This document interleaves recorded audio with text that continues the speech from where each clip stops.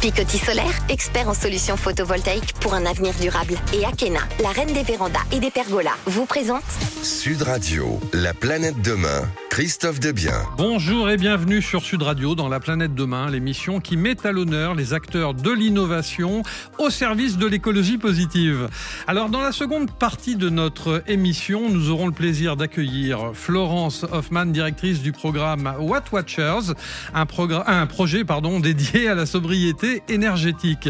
Mais tout de suite, nous avons l'honneur de recevoir Christelle Gimaret, qui est cofondatrice d'EcoClean On Demand, la première application de services de nettoyage éthique et écologique pour les particuliers. Bonjour Christelle. Bonjour Christophe. Alors grâce à un système de réservation géolocalisé, rapide et sans engagement, votre start-up et plus particulièrement votre application permettent à chacun d'entre nous de réserver une gamme complète de services de nettoyage sur mesure, en quelques clics et en moyenne en moins d'1 heure. Tout d'abord, chère Christelle, pouvez-vous nous dire quel a été votre parcours avant de fonder EcoClean On Demand ? Alors moi j'ai un parcours quand même un peu atypique puisque j'ai été fonctionnaire pendant 10 ans, j'étais prof de maths. Sauf que depuis toute petite je voulais être chef d'entreprise. Donc il y a un moment donné où vos ambitions vous rattrapent et pendant 2 ans j'ai été ni vraiment prof ni vraiment chef d'entreprise. Donc au bout de 2 ans j'ai demandé une mise en disposition pour pouvoir être à fond sur la création de mon entreprise. Alors, nos auditrices et auditeurs vous écoutent attentivement aussi. Pourriez-vous, s'il vous plaît, expliquer le concept de votre application qui semble très intéressante pour les particuliers ?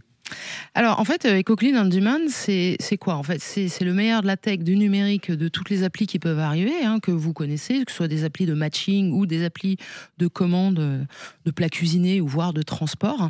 Et nous, ce que nous avons fait, c'est que Julien et moi, nous avons mis tout ce que nous savions faire sur les métiers du nettoyage, qui sont notre ADN depuis 2005. Et en fait, qu'est-ce que c'est ? C'est tout simplement, on vous permet de matcher une femme de ménage ou un homme de ménage d'ailleurs, parce qu'on n'est pas sectaire chez nous, qui est le plus proche de chez vous. Alors ça veut dire quoi ? Ça veut dire que quand vous débarquez dans une ville, que ce soit une résidence locative ou votre résidence principale, le premier réflexe en général c'est tu connaîtrais pas une femme de ménage. Alors ceux qui en ont une très bonne vont vous dire oh non j'en connais pas, et ceux qui en ont des mauvaises ou ou qui n'en connaissent pas disent bon écoutez je sais pas. Et bien nous en fait on a pallié ce trou dans la raquette, puisque en fait c'est sans engagement, c'est exactement comme de commander un taxi. Mettez votre carte bleue, en moins de 22 secondes, vous affinez votre prix en cochant ou décochant des options.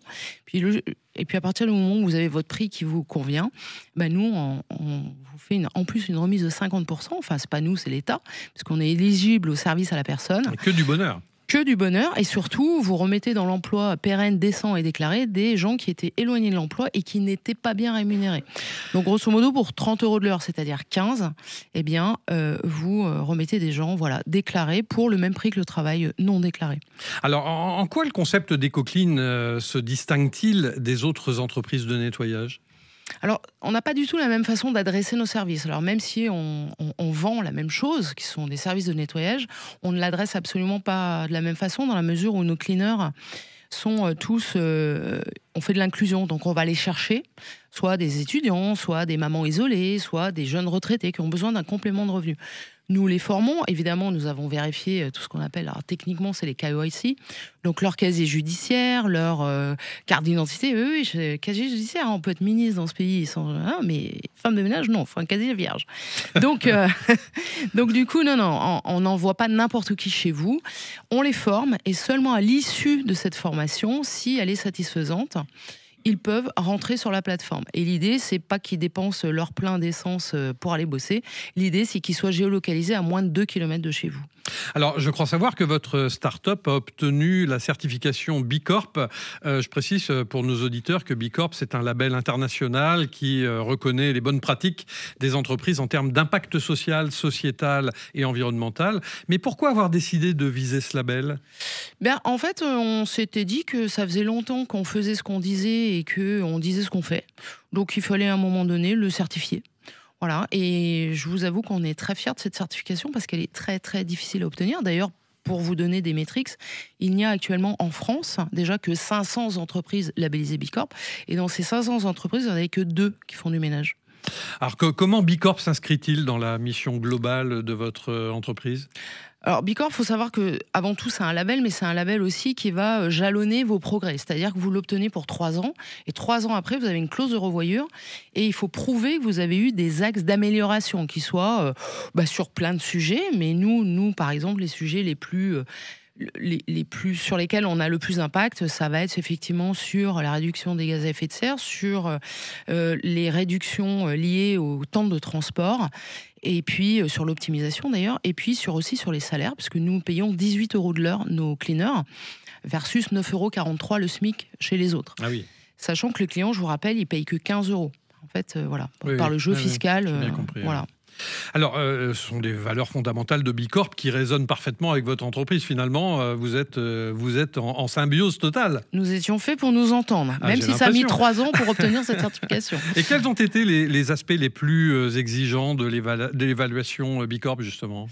Alors, les aspects les plus exigeants, en fait, résident dans le nombre de questions, parce qu'il y a absolument, je ne sais plus combien, de centaines de questions. Et il faut savoir que nous, on a vraiment joué le jeu, parce qu'on a été audité jusqu'à 97% du questionnaire, alors que 60% suffit. Mais nous, vraiment, on s'était dit, en fait, nous, on n'a pas eu des axes à créer suite au questionnaire, mais il fallait à chaque fois que vous répondez à un item, il faut le prouver.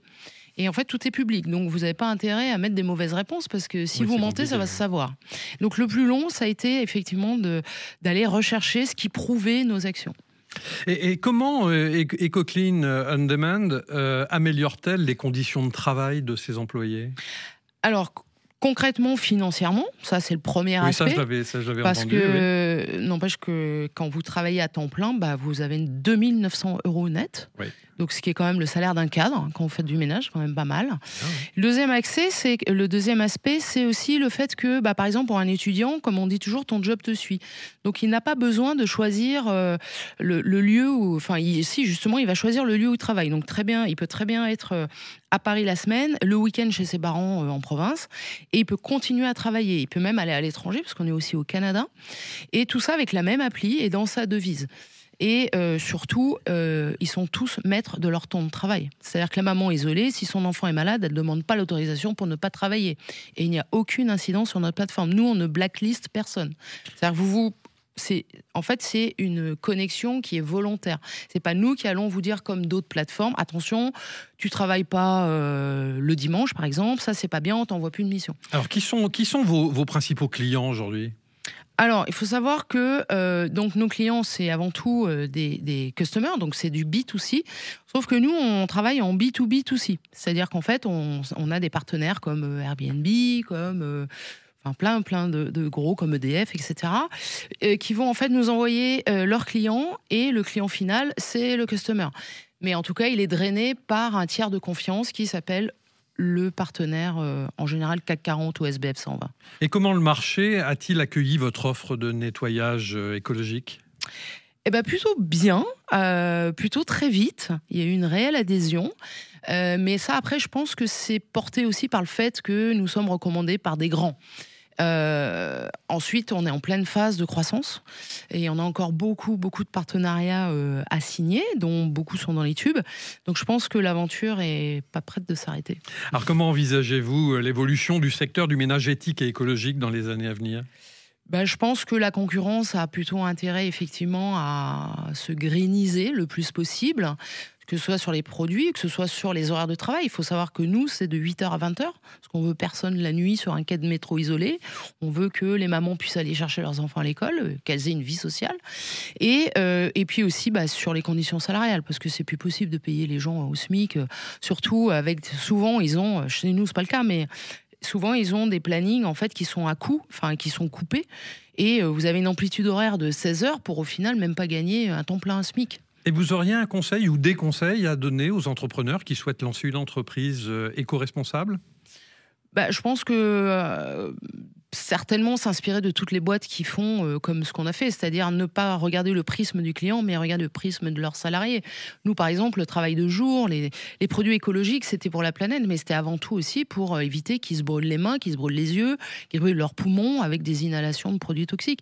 Donc je pense que le prisme, avant tout, de son salarié, le care, ce qu'on appelle, je pense que c'est primordial quand on va faire de la RSE. Merci beaucoup Christelle Gimaret, cofondatrice d'EcoClean On Demand, la première application de service de nettoyage éthique et écologique pour les particuliers. Nous nous retrouvons dans quelques instants sur Sud Radio pour un reportage en immersion avec Thibaut, le French Trotter. À tout de suite.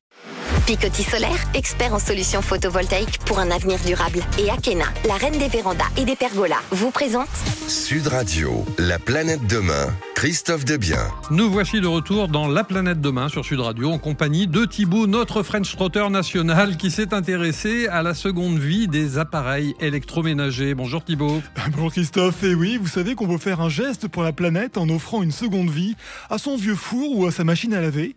Il y a des circuits de collecte qui viennent directement chez vous récupérer votre appareil usagé et permettent soit leur réparation, soit leur recyclage après dépollution. Et j'ai suivi pour vous une collecte en région parisienne, organisée par Écosystème, un éco-organisme agréé par l'État pour gérer la fin de vie de cet électroménager. Alors, première étape, il faut récupérer les appareils chez un particulier.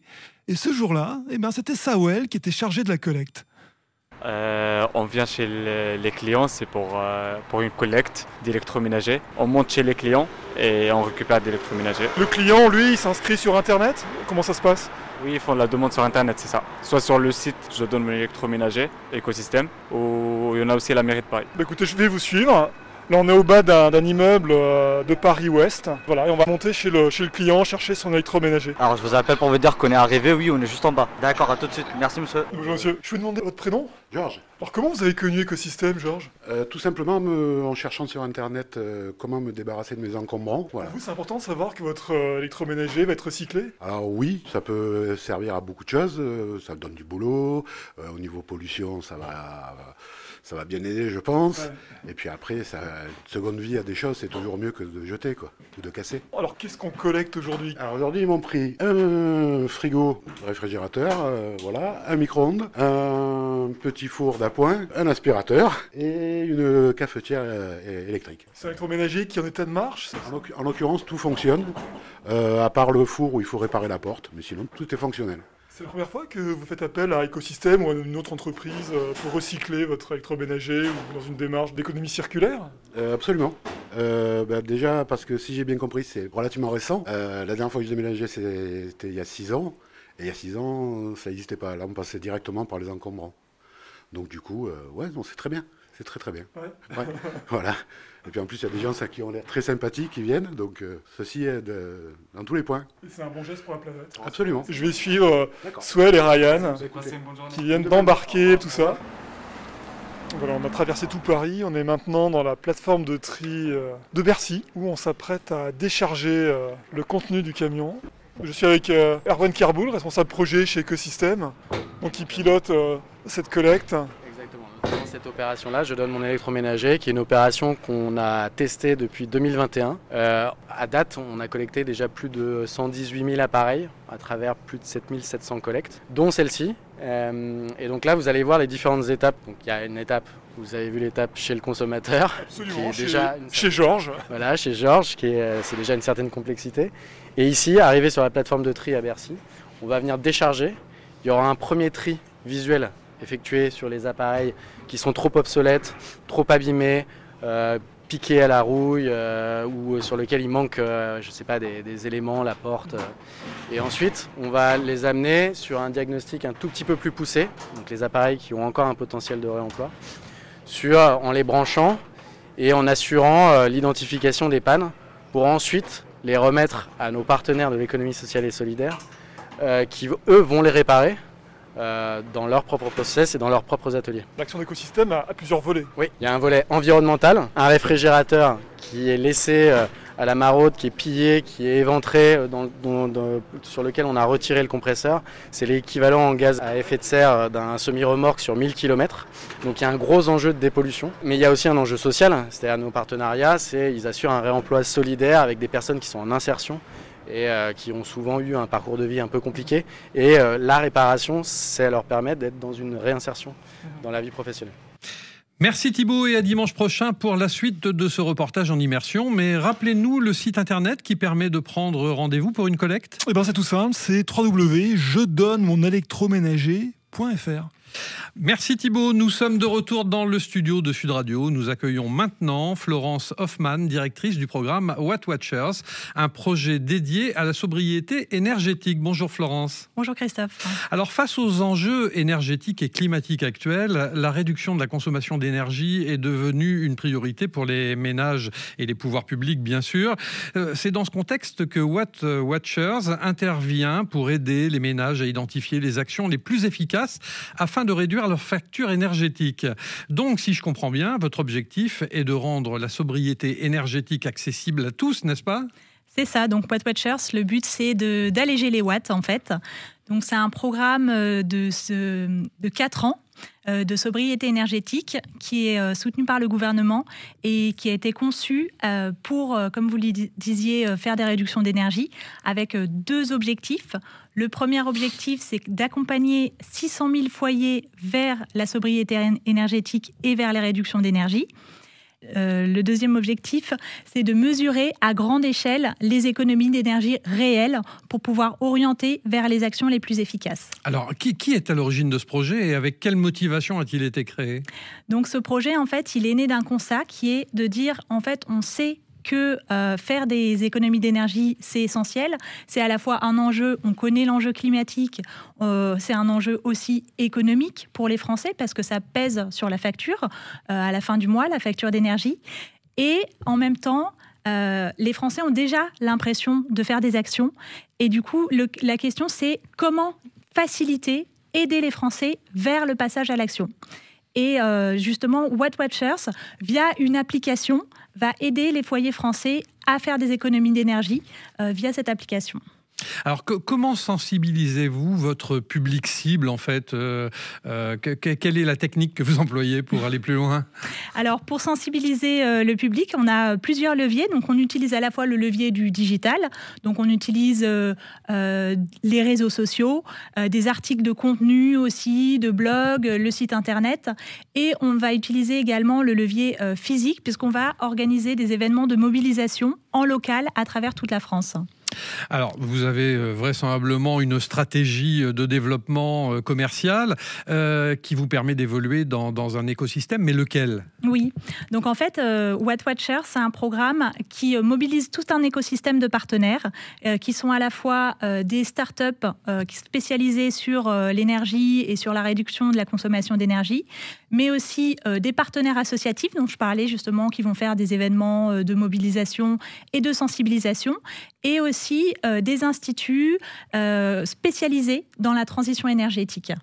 Et votre application dont vous parlez, s'adapte-t-elle aux spécificités de chaque utilisateur ? Oui, parfaitement. En fait, l'application, elle va venir. La façon dont ça fonctionne, c'est que ça vient. Il suffit d'avoir. C'est accessible à tout le monde. C'est gratuit en plus. Et il suffit d'avoir un compteur communicant. Et ce compteur, en fait, va venir collecter vos données de consommation énergétique et ensuite vous allez répondre à quelques questions sur vos usages, vos équipements et votre logement qui va permettre de vous proposer des conseils personnalisés, à la fois des éco-gestes de sobriété énergétique ou des petits équipements ou des conseils sur la rénovation énergétique. Alors, vous pourriez nous expliquer ce que signifie une surconsommation énergétique et par rapport à quelle base on peut se référer ? Oui, donc en fait, une surconsommation énergétique, ça va être, il n'y a pas de surconsommation énergétique dans l'absolu, ça va être toujours par rapport à votre historique de données de consommation énergétique et c'est là où justement l'application Watt Watchers, elle est intéressante parce que vous allez suivre vos données de consommation dans le temps et vous allez pouvoir justement voir dans quel levier vous pouvez activer parce qu'on ne va pas avoir la même situation sur un foyer qui est finalement dans un grand appartement qui est certes bien isolé mais qui met son chauffage à 24 et qui a des équipements high-tech et un foyer qui est en situation de précarité énergétique. Donc, En fait, la surconsommation, ce qui est intéressant, c'est de voir par rapport à son usage, à son logement et à ses habitudes de consommation. Alors, quel type d'éco-gestes vous proposez sur Weight Watchers ? Oui, donc sur l'application Weight Watchers, il y a une trentaine d'éco-gestes et ça s'enrichit de jour en jour. Et, des exemples d'éco-gestes, ça peut être justement sur vos usages. On sait que le chauffage, ça représente en moyenne, c'est 2/3 de la consommation énergétique. Donc, il peut y avoir des éco-gestes d'éviter tout ce qui est déperdition d'énergie et notamment de diminuer le chauffage. Ça peut être aussi sur vos équipements. Par exemple, tous les appareils, même quand ils sont en veille, ça consomme. Donc, mettre une multiprise et éteindre la multiprise. Mettre aussi vos appareils électroménagers comme le lave-vaisselle et le lave-linge en mode éco. Et tout ça, ça permet de réduire votre consommation et votre facture d'énergie. Pensez-vous que l'impact de ces petits gestes soit important ? Oui, en fait, je pense que chaque geste compte. Et en fait, il y a des gestes qui peuvent avoir un impact significatif, qui peuvent paraître un petit geste. Par exemple, si on prend l'exemple du sèche-linge, le sèche-linge, ça consomme beaucoup. Et rien que le fait de se dire, je vais plus utiliser mon sèche-linge, mais je vais éteindre mon linge, c'est un petit geste et ça peut avoir un impact sur votre consommation et sur votre facture d'énergie. Alors, vous avez sans doute des témoignages d'utilisateurs. Quels sont-ils ? Au moins un témoignage que pourriez nous donner, ce serait lequel ? Oui, donc en fait, l'application, elle a été lancée en septembre. On a déjà des retours positifs qui nous permettent d'améliorer en continu. Et on a notamment l'exemple d'un particulier qui en fait a réduit sa consommation énergétique en mettant en place à la fois des éco-gestes très simples, comme je vous le disais, sur le mode éco, les multiprises, et aussi des petits équipements, notamment la gestion de la température via des thermostats connectés. Alors, quel message aimeriez-vous transmettre à nos auditeurs afin qu'ils vous rejoignent dans le programme ? Oui, alors le message que j'ai à transmettre, c'est déjà, vous pouvez aller sur l'application Weight Watchers. C'est gratuit, il y a juste besoin d'avoir donc weightwatchers.fr. Vous créez un compte juste avec votre adresse email et avec votre adresse postale. Et vous lancez et vous verrez que vous aurez une expérience positive. Donc une application très simple. Merci Florence Hoffmann, directrice du programme Weight Watchers, un projet dédié à la sobriété énergétique. Rendez-vous dimanche prochain à 12h30 dans La Planète Demain sur Sud Radio avec de nouveaux acteurs de l'écologie positive. Ciao. Akena, expert en carport et pergola solaire pour des économies et un avenir durable. Et Picoty Solaire pour que l'avenir s'éclaire avec des choix durables. Vous ont présenté Sud Radio, La Planète Demain, Christophe Debien.